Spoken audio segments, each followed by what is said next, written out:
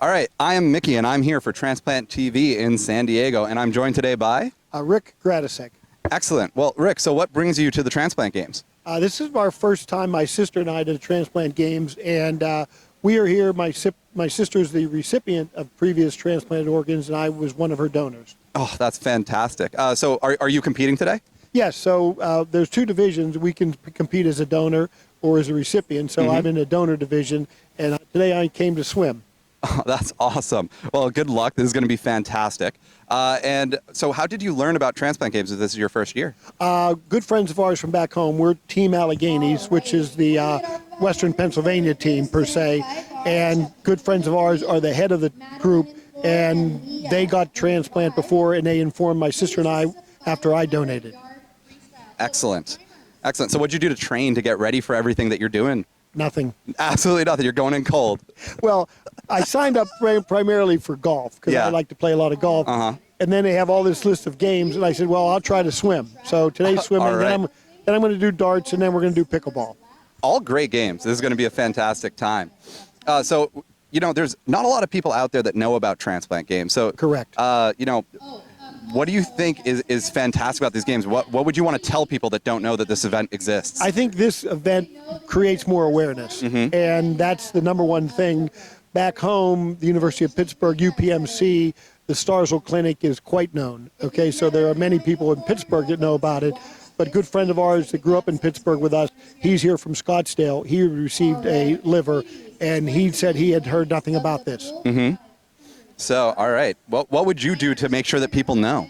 Well, what you guys are doing, okay, making it, I'm very IT illiterate, okay, Sure. but through all the social medias, any way people can find out about it is awesome. So, and the trouble is the world needs donors. Yeah. And when we learned about it, anyone even up to 70 years old, a living donor organ is accepted much better than a deceased. And that we found that out through all our travels through the process.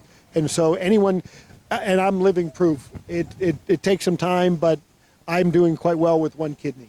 So that you know, then I think almost probably the number one thing, I was always active with the American Cancer Society. Yeah. So many people have been in touch with cancer, but now with all the needs for organs, you know, I'm helping more with organ transplant fundraising, and that is one of the ways people can hear more about it.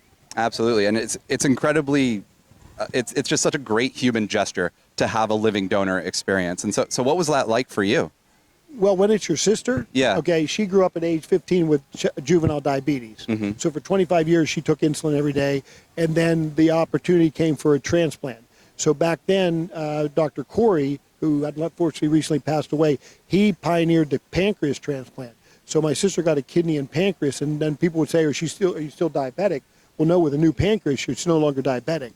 But we found out there's a life expectancy of transplanted kidneys, which is usually 12 or 13 years. Hers lasted 19. Wow. And then when her kidney numbers started declining, good friends of ours at home that were in the tissue matching department, Lynn Kilhaney, she guided us through the process and said to me, if Judy goes through the donor pool as normal, it's going to take 5 years. Otherwise, go through the donor, sign up to be a donor, and then you sign it up and you designate who it is. Okay, friends of mine have donated into the pool anonymously.